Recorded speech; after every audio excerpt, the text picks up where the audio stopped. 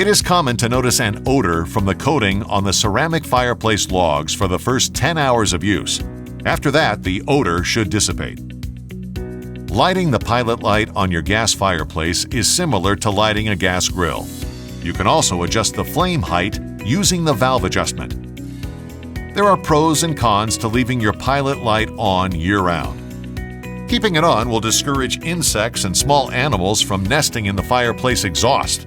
But you will be paying for gas and energy you're not using. And even though it's not on, it does still produce some heat. Over time, the glass on your fireplace may get a hazy film on the inside.